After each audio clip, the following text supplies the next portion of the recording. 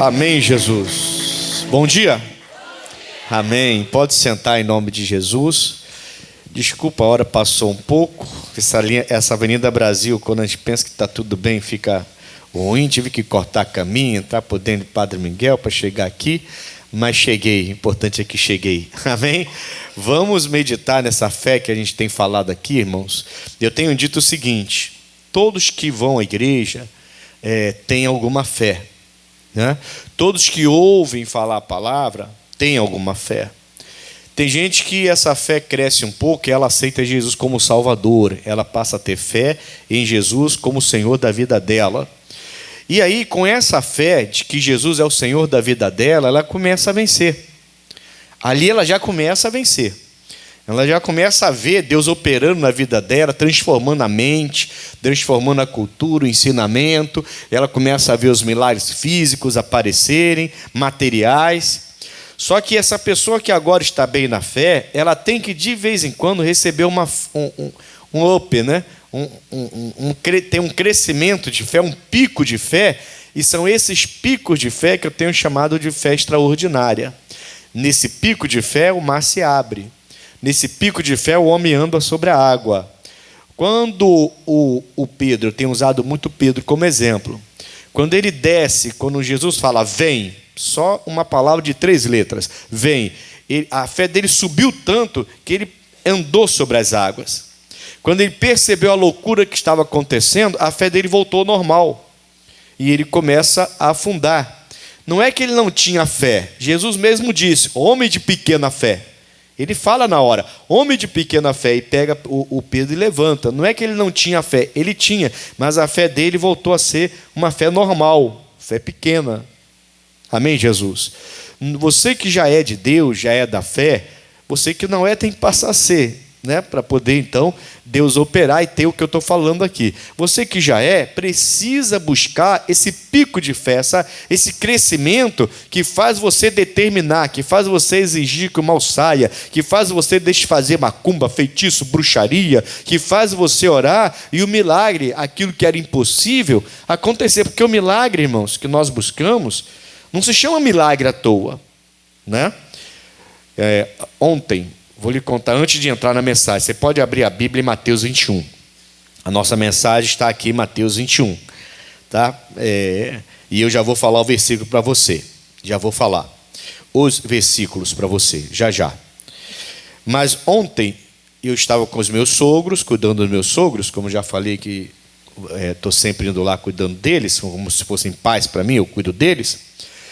E a gente foi assim no mercado, aí eu fiquei no carro com a minha sogra, e minha esposa foi com o meu sogro, fazer as compras, daí lá e fazer as coisas que tinha que fazer. Ela disse que lá no mercado teve uma hora que ela sentiu de Deus que alguma coisa estava errada, e ela falou que estava na fila já, e ela falou assim, meu Deus, ela falou, filho, eu comecei a sentir uma angústia, um aperto, uma angústia assim esquisita, e eu senti que tinha alguma coisa errada. Aí ela falou que ali mesmo na fila, sem ninguém ouvir, só para ela começou a orar. E ela começou a dizer, Senhor, não sei o que está acontecendo, mas está repreendido, em nome de Jesus. O Senhor me colocou essa coisa no coração aqui, e eu estou amarrando esse mal em nome de Jesus, não sei o que é. Ela foi orando, não sabia com quem era, não sabia qual era a armação que o diabo estava tratando. Aí quando a gente está chegando em casa, minha filha liga. A minha filha fala assim, alguém já ligou para vocês? Não. A Rebeca é como se fosse uma filha, uma sobrinha que eu criei desde pequenininha, então é como se fosse filha para a gente, hoje já é casada. A Rebeca estava de bicicleta e o ônibus pegou ela. Um ônibus pegar uma mulher do meu tamanho aproximadamente, magricela, mas com músculo, ela faz ginástica, essas coisas todas aí, mas magricela. E o homem pega e joga ela longe. Na verdade, arrastou ela um pouquinho. A bicicleta assim, arrastou ela. E ela bateu com a cabeça no meio-fio. Só que, presta atenção, Deus fez com que ela lembrasse de botar o capacete, que eu pego no pé dela direto. Falei, você vai sair com bicicleta, filha? Bota o capacete, bota a roupa direito. Porque ela estava indo de bicicleta de São Gonçalo para Niterói e não usava nada. Falei, você está doida? E peguei no pé, Deus livra, mas a Bíblia fala para não tentar Deus. Você tem que comprar. Tá caro, tio, tem que comprar. Vê o preço, se for caro, te ajudo. Faz em 20 vezes, igual Casa Bahia. A gente compra capacete lá. Mas se você não for assim, pega ônibus. Aí peguei no pé dela, o que aconteceu? Ela comprou o capacete. E nesse dia ela estava de capacete. Quando o ônibus pega ela e arrasta ela, ela bate com a cabeça no meio-fio. E o capacete quebra, sai, ela fica lá toda arranhada, lanhada. Mas, irmãos, quem viu falou assim: foi um milagre. Ela só sofreu escoriações e arranhões. Muita dor muscular, logicamente. Muita dor muscular, dor de cabeça, foi para o hospital. Nenhum osso foi quebrado.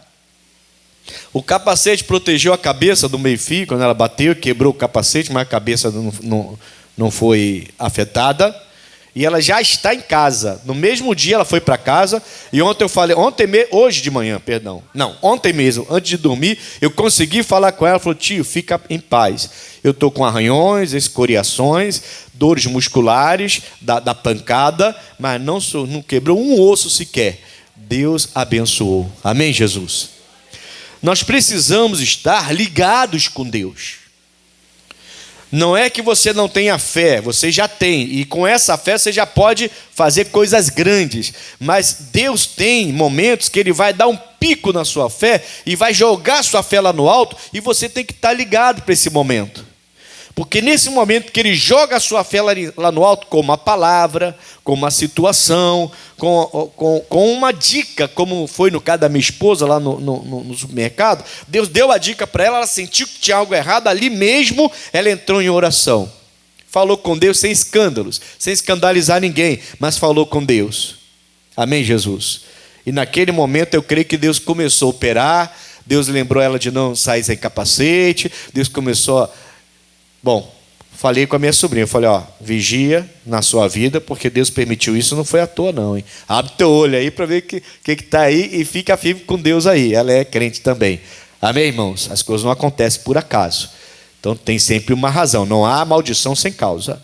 E aí eu tive que dar mesmo já ela sentindo dor, tive que dar um puxão de orelha nela. Amém? Mas tem que vigiar. O que eu quero dizer, irmãos? Eu sou servo de Deus, então eu tenho fé. Se você está na igreja, então você tem fé. Se você se converteu, tem fé. Se você lê a Bíblia, sempre ouve a pregação, você tem fé. E essa fé é o bastante para Deus fazer coisas grandes. Mas tem momentos, e é aí que eu estou batendo, tem momentos que quando você fica na presença de Deus, Ele dá uma elevada nessa fé. E essa hora, irmão, você tem que pegar com unhas e dentes e não perder esse momento, porque esse momento vai baixar novamente. Vai voltar para o normal. Tem que aproveitar esse momento e tacar fogo no capiroto, né? E determinar o que você está querendo. E exigir que o mal saia. E exigir que aquele tumor vá embora. Você está sentindo que a sua fé está lá no pico. É a hora. Não é a hora de ficar quietinho.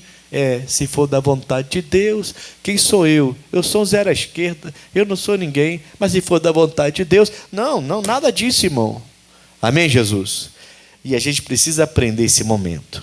Bom, Mateus 21 diz assim no versículo 18: e de manhã voltando para casa, teve fome. Versículo 18: e avistando uma figueira perto do caminho, dirigiu-se a ela e não achou nela senão folhas. E disse-lhe: nunca mais nasça fruto de ti. E a figueira secou imediatamente. Que coisa extraordinária, né? Jesus parece que sempre andava com a fé lá em cima, lá no pico, né? Essa árvore negou o fruto para o seu Criador. Tem gente que não entende isso aqui, tá, pessoal? Tem gente que não entende porque acha que para que secar uma árvore, né? Só porque não tinha fruto. O outro evangelista diz que não era tempo de figo. Quer dizer, ela não estava nem no tempo dela de dar figo. Mas entenda bem, lá na criação, quando Deus fala assim, e que apareçam árvores, e que essas árvores deem frutos da mesma espécie. A árvore, nessa hora que Deus faz isso, aparece pronta, tá? Depois ela começa a dar frutos com sementes, que vai gerar essas sementes, outras árvores da mesma espécie. Mas na criação, a árvore nasce pronta, a galinha nasce pronta, o ovo não veio primeiro veio a galinha nasce pronta, tudo foi feito pronto. Amém, Jesus? E começou a gerar a mesma espécie. Então, diante daquela árvore estava o seu Criador. Quando ele fala, eu estou com fome, eu vim até você pegar a fruta, era para nascer na hora. E ele entende que a figueira nega o fruto para o seu Criador. Eu não posso negar nada para o meu Criador, entendeu? Tem gente que não entende essa passagem, acha que Jesus foi mal. Não foi, não. Ele é o Criador. Eu sou o Criador. Está dando para entender, sim ou não? A pessoa é chefe, é o dono da loja. Ela contrata você. Ela pede para você vender esse celular no balcão. E ela chega e você não está no balcão. Ela não tem o direito de mandar você embora? Ela não tem o direito de chegar e você dar uma bronca em você? Por que você não está lá vendendo o celular? Por que você está sentado aqui escondido? Eu te contratei para vender esse celular. Ele pode mandar, porque ele é o patrão, ele contratou para isso. Jesus era o patrão ali. Aquela figueira, mesmo fora de tempo, tinha que se virar e dar fruto para ele. Não deu. Isso é uma dica para a gente, que está indo à igreja, só querendo tirar. E quando Jesus fala assim, dá, a gente trava. Não vou dar coisa nenhuma. Não estou te preparando para pedir oferta não, tá? Eu não estou falando, não é disso que eu estou falando, pelo amor de Deus. Eu estou falando de você render a sua vida a Deus, decidir largar de fato o pecado, fazer sacrifícios para largar o pecado, tomar renúncias na sua vida para largar a vida errada. E você, quando faz isso, você está dando para Deus. Você está gerando frutos para Deus. Quem bebia não bebe mais, quem fumava não fuma mais, quem se drogava não se droga mais, quem adulterava não adultera mais, quem andava com o corpo de fora agora tapa o corpo. Porque está um tal de andar com o corpo de fora aí que eu vou te contar, né, irmão? E os homens? Calzinha apertada, arrochada no corpo. Os homens também têm essa mania. Eu passei por um agora que eu vou te contar. O homem deve ter uns 2 metros de altura, irmão. O homem é muito forte. Deve ter nascido na academia, porque o homem é um armário assim, ó. Shortinho, curtinho, e bermudinha pegando por aqui, o peito todo aparecendo, as costas todas aparecendo, ele. E eu falei, meu Deus, para que isso? Não é precisa disso? É uma pessoa que vive para se apresentar, né? É uma vaidade ao extremo, Deus não gosta dessas coisas, irmãos. Não que eu não sou contra a academia, não, tá? Tem que cuidar do corpo. Não estou nada contra cuidar do corpo, nada disso. Mas nada da vaidade. Você está entendendo o que eu estou falando?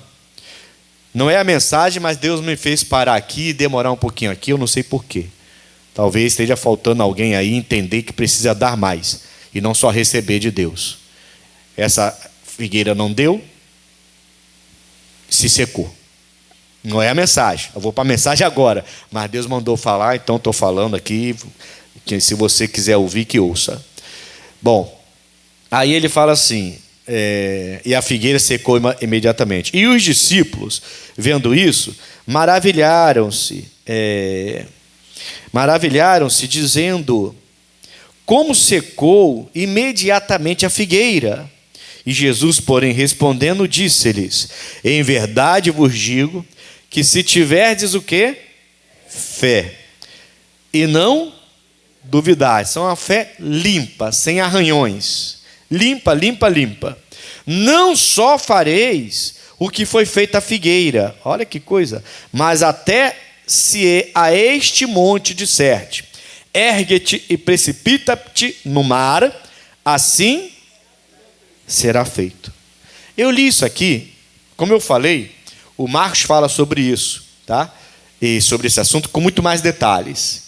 Você pode ler depois, em Marcos 11, você vai ver muito mais detalhes sobre isso. Aqui o Mateus resume. Mas esse de Mateus me abriu os olhos, esse texto falando aqui em Mateus, me abriu os olhos para uma coisa. Quando eu tenho uma fé aumentada, quando eu busco a Deus de verdade e tenho uma fé aumentada, eu posso ver através da minha fé, das minhas palavras, eu posso ver Deus operando nas coisas pequenas e também nas coisas maiores. Olha o que Deus colocou no meu coração. Entenda bem. Como é importante você estar na casa de Deus, constantemente indo na Bíblia, lendo, ouvindo, parando de dar seus ouvidos para ouvir coisa que não presta e começando a ouvir mais as coisas de Deus, parando de emprestar a sua capacidade de leitura para ficar lendo menos as coisas que não prestam e passar a ler mais as coisas de Deus. Olha como é que isso é importante. Deus colocou no meu coração o seguinte: do simples, Jesus, coloca como menor, ele classifica como menor, secar uma figueira. Né? E aí ele faz uma classificação de algo maior. E ele está dizendo o seguinte: do menor ao maior, do pequeno ao grande, do mais fácil ao mais difícil. Quando a sua fé é ampliada, nada é impossível. Ele fala, você pode não só cegar uma figueira, como você pode falar para essa montanha: sai daqui, montanha, e se joga lá no mar. E pode ser feito. Dá para entender uma coisa dessa, irmãos? Quer dizer, Deus está falando que pode ser um livramento pequeno, como um livramento grande, como a minha sobrinha recebeu ontem. Pode ser um milagre pequeno com um milagre grande. Você pode comprar um carro velho, como pode comprar ou ganhar do nada um carro zero. Você pode comprar um barraco, como pode comprar uma casa boa. Você pode ficar curado de uma dor de cabeça, que um analgésico cura, mas também pode desaparecer um tumor ou um câncer, como a gente tem visto acontecer. Amém, Jesus? Que hoje tem, amanhã não tem mais. O médico fica espantado. Ué, cadê? Não tem nada aqui. Mas estava aqui. Está aqui, ó. O exame está mostrando. Aquele aqui, ó. Mas olha o outro exame. Cadê ele? Eu não sei. Você foi operar em outro lugar? Uma irmã uma vez falou isso para mim. Aqui, na igreja. Sem citar nomes. E ela falou: pastor, o médico ficou chateado comigo. É o médico da família, de confiança. E quando ele foi para me operar, ele olhou e falou assim: tira ela daí, não vou operar ela não. E aí ele me chamou depois no escritório, e fizeram tudo. Quando eu volto lá no consultório, no lugar dele, onde ele atende, ele falou assim: bom, o que houve? Por que você foi operar com outro médico? Aí ela assim: eu não fui. Não mente. Eu sou médico de vocês há anos. Você foi operar em outro lugar. Outro médico operou em você. Vou mostrar aqui, ó. Quando eu fui preparar para operar, eu olhei isso aqui. Eles fizeram o exame, eu olhei isso aqui e está operada. Alguém te operou. Irmão, tinha marca. Tinha marca. Ele falou assim: alguém te operou. Ela falou: ninguém me operou. Isso aqui é o quê? O médico ficou furioso, ficou chateado com ela. Falou: eu ia te operar hoje. E você foi lá operar em outro médico, ainda vem para cá. Eu não estou entendendo você. Não estou entendendo a senhora. E ela falou: mas eu não operei. Ó, vou te falar, isso aqui foi Jesus. Já vem você com esse negócio de crente. Ué, é a única coisa que eu posso pensar. Porque o senhor está me mostrando no exame que eu já estou operada. Mas eu não operei. Senão não ia vir aqui operar, eu estou maluca. E ele ficou olhando para ela assim, assustado. Falou: tá bom, tá bom. Falei: Deus abençoe o senhor, muito obrigado. Então não preciso operar, estou indo embora. O meu Deus me operou, glória a Deus. E saiu de lá dando glória a Deus. Uma figueira ou um monte. Quando você tem fé, fé limpa, sem arranhões, sem dúvida nenhuma, isso é uma fé limpa. Se você tem fé e não duvidar, esse é um desafio. Lembra que esses dias, alguns aqui devem ter escutado, nem todo mundo vem quarta-feira, nem todo mundo vem domingo, infelizmente, né? Nem todo mundo consegue vir. Mas alguém estava aqui quando eu preguei sobre o disco arranhado? Que eu comentei sobre o disco arranhado? Né? O disco de vinil. Até eu falei assim: quem tem? Foi quarta-feira de manhã. Falei assim: quem já viu disco de vinil, já usou, já viu, e participou do disco arranhado? Um monte de gente levantou a mão, lembra? Aí eu falei assim: caramba, tá cheio de velho da igreja. Igual a mim, que já usou disco de vinil. Quando eu era mais novo, também usei disco de vinil. Lembra quando era aquele disco arranhado? Aí cantava, botava música, aí a música chegava até certo ponto, até o arranhão, e quando tocava no arranhão, pulava e voltava para o início. Não era assim que acontecia? Canta a música aí, irmão Milton. Quando tudo diz que não... Quando tudo diz que dá. Não era assim? O disco de vinil arranhado? É assim também quando a gente duvida. Entende? Não é que você não tem fé, você tem fé. Mas a fé não está no tamanho certo para operar aquilo. Determinada, entenda, não é que a pessoa fala assim, ela não tem fé, não é que ela não tem fé, a fé dela não alcançou isso, ela alcançou aqui, então ela recebeu muitas bênçãos até aqui, e vai continuar recebendo, mas vai ter uma situação, um momento, que a fé dela tem que dar um pico, para alcançar o outro milagre. Significa que não há dúvida nenhuma, está completamente preparado. E Jesus falou, quando você chega nesse nível, você pode falar uma figueira, se seca, ela vai se secar. Ou falar para uma montanha, sai daqui, vai para o mar, e ela vai também. Do menor ao maior, do mais simples ao mais difícil, Deus começa a fazer. O impossível que deixa o homem boquiaberto, espantado, acontece. E nós temos que observar, perceber e usar esses momentos que Deus dá para a gente. Amém, Jesus? Jesus está ensinando isso para a gente. Ele está ensinando que a nossa fé, a gente tem que melhorar sempre. Por isso a importância da igreja, por isso a importância de estar firme na presença de Deus, para que essa fé venha aumentando, e mesmo com a fé aumentada, de vez em quando ela tem que bater lá no teto, porque tem situações que são difíceis de acreditar. Aliás, tem situações que são difíceis de não duvidar. Sabia? Isso não significa que eu não tenho fé e que você não tem fé. É que tem situações que são muito difíceis de acreditar e termina a dúvida entrando. Aquela fé fica um pouco arranhada. E ela chega até um certo ponto, e você alcança o sucesso até um certo ponto e volta. E vai continuar conquistando, mas acima daquilo ali não consegue ir porque a pessoa duvida. Entende isso? A gente faz uma reunião, a pessoa é curada do ombro, aí levanta o braço, estou curada, glória a Deus. E a pessoa que está sentada na cadeira de roda, não pode? Pastor, isso aí já é difícil, é complicado, cadeira de roda, está aleijado desde que nasceu. Aí é outra coisa, pastor, aí é complicado, só Deus mesmo. Então quem curou o braço não foi Deus? Foi Deus também, ué. Da figueira à montanha. Só que a fé agora tem que ser trabalhada. É por isso que a gente pede para a pessoa prestar atenção. Outro dia eu falava aqui, domingo é uma coisa, irmão.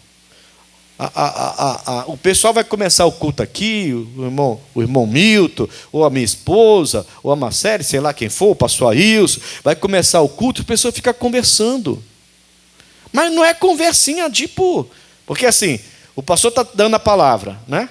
Aí a pessoa chega, senta do seu lado, aí fala assim, qual é a passagem? Baixinho, né? Qual é a passagem? É Mateus 21. Agora fica ligado que eu vou prestar atenção lá. Tá bom, obrigado. Aí você vai lá, abre. Não, é conversando mesmo. Parece que está na fila do Guanabara. Fica de papo ali, de papo. Todo mundo em volta não consegue ouvir direito. A pessoa fica... Shh. E a pessoa está conversando. E está conversando. Shh. E a pessoa está conversando. Poxa. E a pessoa não para de conversar. Sabe o que acontece? Descarranhado. Vai lá ver a vida dessa pessoa. Não vai para frente de jeito nenhum. Ela vai, tchum, volta. Vai, tchum, volta. Vai, tchum, e volta. Não presta atenção. A fé nunca cresce. A fé não cresce porque a pessoa não dá atenção. Num louvor que alguém canta aqui, você pode receber a revelação que vai elevar a sua fé. O louvor liberta. Não é assim? O Saul não era liberto de demônios com o louvor do Davi? Mas a pessoa não presta atenção. Ela perde a atenção numa palavra, na hora da oferta, que o pastor está falando, na hora da oferta, ele pode de repente ser, o pastor pregou 40 minutos, 50 minutos, mas numa palavra na hora da oferta, pode ser que Deus entre no seu coração e eleve a sua fé ali. Vai ser o seu momento de receber a bênção. Na oração final, a gente precisa respeitar o Espírito Santo. Ele fala com a gente, você está na casa de Deus, você está num ambiente que Ele fala muito, num ambiente que Ele está presente, que Ele toma conta, um ambiente propício para Ele falar contigo. Então tem que chegar na igreja e prestar atenção nisso. A gente não está passeando no shopping para comprar uma roupa. A gente está na casa de Deus. Não estou puxando a orelha de ninguém, não. Só estou querendo que você entenda a importância de você estar ligado. Porque quando você está ligado, em algum momento Deus pode trazer uma bênção no seu coração, e aí eleva a sua fé, e você sente a sua fé bater lá no teto, e você fala, era isso que eu queria ouvir, e agora eu venci, está amarrado, você não vai mais tomar conta. Posso te contar outro testemunho? Posso? Sim ou não? Quem lembra daquela passagem que eu preguei esses dias aqui, um domingo, de primeira carta aos Coríntios, capítulo 1, versículo 22, que diz que o Espírito Santo foi colocado em mim como penhora, foi penhorado para mim. Lembra disso? Quem lembra disso? Que mensagem forte foi aquela? Eu descobri ali, então, entendi ali, que Deus, Ele não me deu para mim o Espírito Santo, Ele penhorou, Ele me deu algo de muito valor, penhorado, e agora Ele pode me usar quando Ele quiser. Se ele diz lá no texto que se Ele não cumprir com o que Ele disse, aquilo que Ele me deu ficaria para mim direto. Quer dizer, é isso que está falando. Eu estou penhorando o Espírito Santo em você como prova de que eu vou fazer o que eu disse que ia fazer. Essa passagem ficou no meu coração. E eu determinei junto com Deus. Falei, Senhor, o Senhor me deu um versículo de salvação, Jeremias 29:13. Senhor, o Senhor me deu um versículo de ministério, Isaías 60:22. São dois versículos que permeiam a minha vida, desde que eu me converti. Jeremias 29:13 e Isaías 60:22. Versículo que eu falo de cor, está gravado.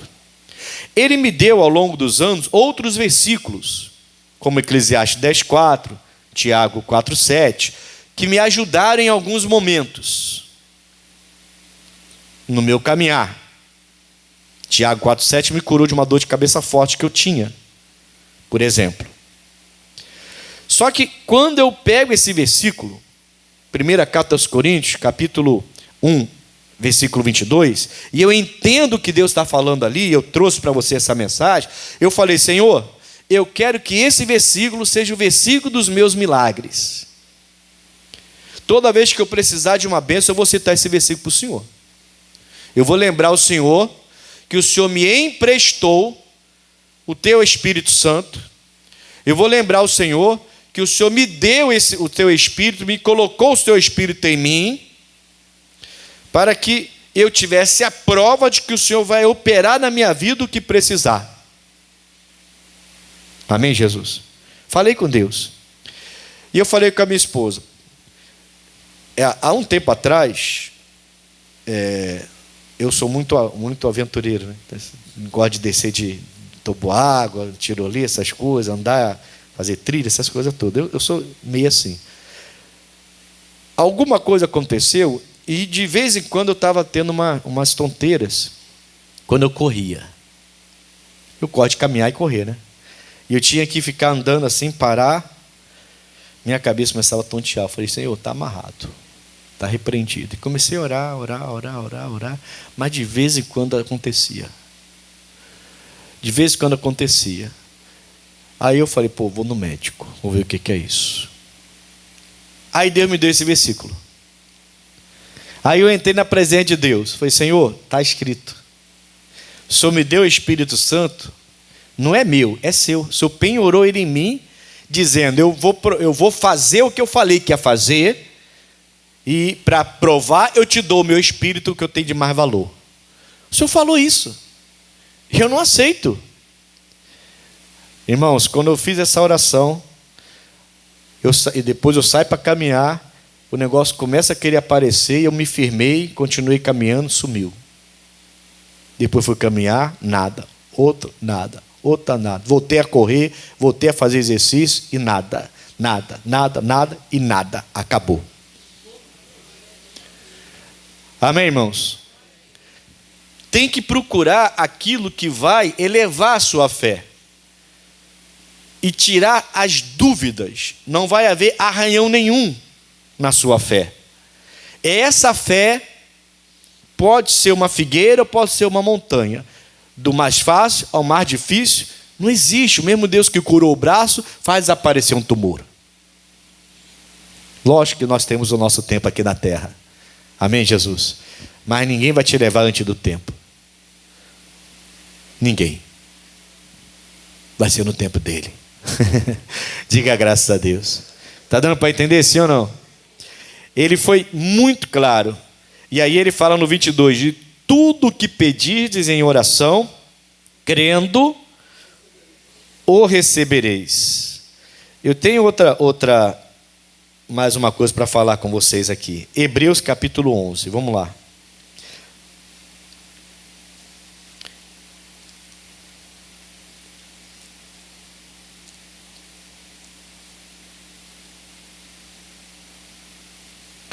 E toda vez que você vencer uma batalha dessa, irmão, o diabo vai querer voltar, hein? Sabe o que ele quer fazer? Quando ele tenta voltar, ele está tentando arranhar aquela fé.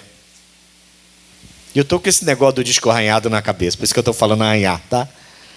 Eu estou com esse negócio de disco arranhado na cabeça.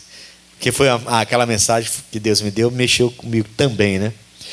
E é verdade, tem gente que vai e volta, vai e volta, vai e volta, não consegue ficar bem, né, e ficar firme, né? Por isso que eu estou falando arranhado. De vez em quando o diabo vai tentar voltar, mas Deus já operou, como é que ele vai voltar? Deus é maior. Só que ele vai tentar voltar para quê? Para arranhar a sua fé. Se você o recebe, você duvidou do que Deus fez lá atrás. Você recebeu, caramba, pensei que tinha sido curado. Está amarrado, Jesus. Pensei que tinha acontecido naquele dia, mas eu estou sentindo de novo. Não está sentindo a mesma coisa, é algo parecido, porque a porta que Deus fecha ninguém abre. É algo parecido que Ele está querendo colocar para arranhar a sua fé, para você trazer na boca uma palavra de dúvida. Pensei que eu tinha dúvida. Achei que tinha acontecido, dúvida. Aí volta com tudo, mas não é a mesma coisa, aquilo lá já foi embora, é semelhante. Entende? Deus, Ele não quer que a sua fé seja arranhada. Ele quer que a sua fé continue. Se venceu, venceu. Aquela fé tem que permanecer. Qual foi a palavra que Deus lhe deu para vencer? Pega essa palavra. Não deixe ela fugir, não. Anota ela na tábua do teu coração, como diz a Bíblia. Porque foi com aquela palavra que Ele fez aquilo. Aquela palavra vai ficar viva pro resto da sua vida. Ela vai ser sua pro resto da sua vida. Entende isso? A gente tem que crescer na fé, irmão, e aprender os segredos de Deus para a nossa vida. Está tudo aí liberado. Nós temos que aprender. Mas vamos lá. Hebreus 11, que eu falei, né? Hebreus 11, versículo 8. Por que o senhor demora tanto a falar o versículo, hein, pastor? Eu demoro porque você é muito curioso. Se eu falar, você vai ler antes de mim. É para a gente ler junto. Hebreus 11, versículo 8. Pela fé, Abraão, sendo chamado, obedeceu, indo para um lugar que havia de receber por herança, e saiu, sem saber para onde ia. Tem muita gente que faz isso, né? Lá em São Paulo, acho que foi São Paulo, uma menina sumiu. Não sei se vocês viram aí a reportagem. Sumiu. Aí o pai foi buscar, foi na polícia. A polícia foi atrás, procurou. Ela apareceu esses dias. Não é uma cara de pau. Estava na casa de uma amiga da faculdade. Ela decidiu que os pais, ela não pode mais morar com os pais. Cuidado com a faculdade. Se seu filho está na faculdade, abre teu olho com o seu filho e fica ligado nele, hein? Ele tem que fazer, mas você tem que botar juízo na cabeça. Ela tem que fazer, mas você tem que botar juízo na cabeça dela. Porque esses estudos no nosso país está uma coisa esquisita, tá? E faculdade, então, está um ambiente assim que parece que é de outro mundo. Você tem que ficar ligado nos seus filhos, atento e não é só faculdade não, tá? As outras séries também. Ficar ligado, e se você percebe que seu filho está mudando de comportamento, fica ligado, hein? Porque está sendo ensinado cada coisa esquisita aí, e de repente seu filho troca, é mudado e você não percebe. A menina falou que Não, os pais, acho que é no Rio de Janeiro, não, acho que foi em outro estado isso, mas tudo bem. O lugar pouco importa. Ela diz que ela não consegue mais concordar com os pais e que ela agora tem que seguir caminho. E ela decidiu ir morar com uma amiga dela. 19 anos, irmão, uma criança, 18, 19 anos. Já tá, e decidiu que os pais não são mais os seus melhores amigos, e os pais não concordam mais com o que os pais creem, acreditam, e os pais nem são convertidos nem nada não. Sim. Cada coisa, né? Mas ela é maior de idade, ela pode fazer isso, sim ou não? Não? Ela é maior de idade, gente. Ela não é menor, não. Se está errado ou não é outra coisa. No meu ponto de vista está errado. Mas ela pode. O pai não pode obrigar, não. O pai não pode obrigar ela a ficar, ela é maior de idade, gente. Ela chegou à maioridade dela. Ela pode sair de casa a hora que ela quiser. Se está certo ou não é outra discussão. Mas ela pode. E o pai não tinha o que fazer, a mãe não tinha o que fazer, ela foi embora. Primeiro deu esse susto aí, botou a polícia toda atrás dela aí para tentar achar. E depois aparece e mostra uma coisa dessa. Então não é difícil fazer isso, é? O Abraão está na casa dele, com a família dele, uma família rica, porém muito feiticeira, idólatra, cheia de prática errada. O Abraão cresceu na Mesopotâmia. O Abraão ele vivia no meio de um povo que tinha vários deuses, muitos deuses, vivia na idolatria, na feitiçaria, fazendo sacrifícios. Aí de repente o Abraão ouve a voz do único Deus dizendo: ô Abraão, sai da tua terra e da tua parentela, para uma terra que eu vou te mostrar. Ele já era casado, já era maior de idade, ele já tinha esposa e tudo, ele não podia ir? Podia. Era fácil para ele ir? Era fácil, ainda mais ouvindo a voz de Deus. Precisou de fé? A Bíblia fala, pela fé o Abraão largou a família dele. Pela fé ele largou tudo e foi embora. Porque ele ouviu a voz deu a fé e ele saiu. Dizem que ele saiu com uma mão na frente e outra atrás. Não, ele saiu com 318 empregados, o homem era rico. E saiu com uma condição, não a mesma condição que ele tinha em casa, lógico. A cidade praticamente era dos pais dele. Mas ele saiu. Não precisa de muita fé para fazer isso. Só precisa de alguns elementos jurídicos para você fazer isso. Como essa menina, por isso que eu dei ela como exemplo, né? Mas vamos lá, vamos continuar aqui. Então tá, pela fé, versículo 9, ele habitou na terra da promessa, como em terra alheia, morando em cabanas. Então o homem sai de uma casa com mais de 300 funcionários, perto do pai, perto da mãe, perto da família, e vai morar em cabanas. E morou por um bom tempo, porque a Bíblia fala, hein? Morando em cabanas com Isaac e Jacó, herdeiros com ele da mesma promessa. Porque esperava, 10, a cidade que tem fundamentos, da qual o artífice e construtor é quem? É Deus. Fala assim, motivação. Esse é um ponto importante. Jesus está falando, se você crer e não duvidar, essa figueira vai se secar, mas também pode pegar o monte e mandar o monte sair para o mar. É só crer sem um arranhão nenhuma, sem dúvida nenhuma. Com fé você vai falar, que você pedir, você vai ter. Pode ser uma figueira seca ou pode ser uma montanha saindo do lugar. Coisas completamente absurdas, como é o mar se abrir. E o mar se abriu para Moisés.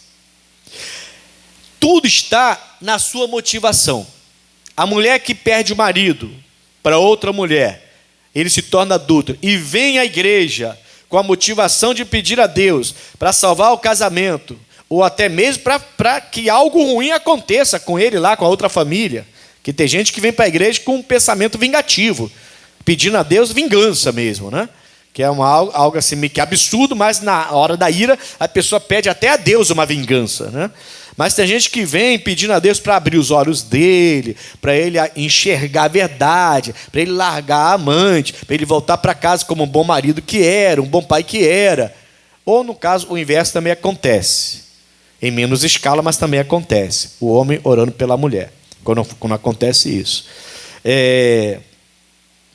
Essa motivação ela vai levar a pessoa a ter uma fé para uma única coisa. Entende? Eu vou fazer você entender. Vou ver se eu não me demoro muito. Se você vem motivado para orar pela sua vida financeira, se a motivação é orar pelo marido, se a motivação é orar pela esposa, se a motivação é orar por alguém que está enfermo, tem gente que nem vem na igreja, né? Liga para você, você não é da igreja? Mana, pede o seu pastor para orar, porque o meu filho o seu sobrinho está internado no hospital, está grave. Nem na igreja a pessoa vai. Nem vai. Ela pede que você, que é da igreja, vá por ela. Mas ela está com uma fé de que na sua oração ou na oração do seu pastor, o filho dela pode ser abençoado. É uma fé. Entende? Qual é a motivação de te ligar ou de vir à igreja pedir? A cura daquela pessoa. A salvação dela no sentido físico. A salvação dela no sentido dela não morrer e voltar para os braços dela. Isso é viável? É. Não tem nada de errado nisso? Não. Mas olha a motivação do Abraão. Por que o Abraão sai da tua terra e da sua parentela e vai morar em cabanas com seus filhos depois que eles nascem? Ou seja, ele passou anos, porque ele leva 25 anos aproximadamente, até nascer o Isaac. E depois do Isaac é que vem o Jacó, que já é neto dele. E eles estão morando em cabanas ainda. Então, ele sai de uma cidade onde ele é rico e poderoso, a família é rica e poderosa, e ele vai para uma terra que ele nem sabe onde é, e ele chega nessa terra, mas essa terra tem donos, ainda não vai ser de Israel essa terra, a princípio. Ele mora em cabanas, ele, o filho e depois o neto, de 3 gerações já, morando ainda em cabanas, passando necessidades. Mas qual é a motivação? O que faz uma pessoa renunciar tanto? Agora você vai entender. O que faz uma pessoa renunciar tanto? O que faz uma pessoa conseguir abrir mão de tantas coisas? O que faz uma pessoa passar por privações, passar por necessidades até, mas ficar firme naquela fé? Não esmurecer, não arranhar a fé. O que faz? A motivação certa. Qual era a motivação certa? Aqui no 10 fala: porque ele esperava a cidade que tem fundamentos, da qual o artífice e construtor é quem? É Deus. Ele olhava lá na frente, ele ouviu Deus falar: sai da tua terra e da tua parentela. A motivação dele não era uma coisa específica, a motivação dele nem era algo desse mundo, a motivação dele era a vida eterna, a motivação dele era estar na cidade com o Pai, na cidade celestial, onde o construtor foi Deus, que vai levar a gente para lá. Essa é a motivação exata para que a sua fé não tenha arranhões, para que você não venha sair da igreja sempre que alguma coisa dá errada, quando os burros dão água. Como, sei lá, tem tanta frase que o pessoal usa aí, né? Burros na água, e tem tanta frase aí quando dá tudo errado, né? E a pessoa permanece firme. Alguém vem e fala para ela assim: ó, tá na igreja para quê? Olha aí o que aconteceu. Por isso que eu não vou para a igreja, isso é bobagem, só para levar dinheiro para o homem. Aí, ó, você está na igreja, olha o que aconteceu. Aí você, poxa, não é que ele está com a razão? Eu vou sair desse negócio. Você não entendeu. Você não estava com a motivação certa para vir para a igreja. Se você tivesse com a motivação certa para vir para a igreja, nada ia arranhar a sua fé. Nada ia arranhar a sua fé. E você ia alcançar a promessa como Abraão alcançou a promessa. Amém, Jesus? Para encerrar, vamos até o versículo, deixa eu ver aqui na minha cola, vamos até o versículo, não, aqui mesmo, versículo 10, né? Que aí depois vai falar da Sara. Eu não quero falar da Sara, eu quero falar só sobre isso, sobre motivação. Tá bom, irmãos? É isso. Vamos orar agora? Vamos orar? Está motivado? Pastor, eu vim hoje aqui só para buscar a cura de alguém. Está errado? Não. Não está errado. Mas você tem que rever suas motivações para vir à casa do Senhor. Você tem que começar a rever suas motivações. E quando você começar a acordar e falar assim: caramba, quero ir para a casa do Senhor. Por quê? Porque eu estou com saudade da casa do Senhor. Eu quero ir para a casa do Senhor. Por quê? Porque, poxa, Eu quero louvar, eu quero chegar cedo, briga até com a pessoa. Bota logo a roupa. Não, a gente vai chegar um pouquinho atrasado, mas não vamos perder a palavra. Mas não é só a palavra, eu quero chegar antes. Eu quero pegar o louvor, eu quero poder adorar, quero fechar meus olhos, buscar a Deus. Estou sentindo falta de buscar a Deus. Quando você começar a ter essa motivação, fazer de tudo para ir para a casa de Deus, para chegar um pouquinho mais cedo, para adorar, para buscar, para participar de todo o culto. Então, quando você começar a ter esse tipo de motivação, você vai ver que muita coisa vai mudar. Você vai ver que muita coisa vai mudar. A motivação não é só uma porta de emprego. A motivação não é só uma cura. A motivação não é só alcançar uma pessoa. A motivação não é só uma coisa desse mundo, mas a motivação é a coisa do outro mundo. Essa foi a motivação que fez o Abraão agir de uma maneira louca. Que coisa tremenda, irmãos. Oh, meu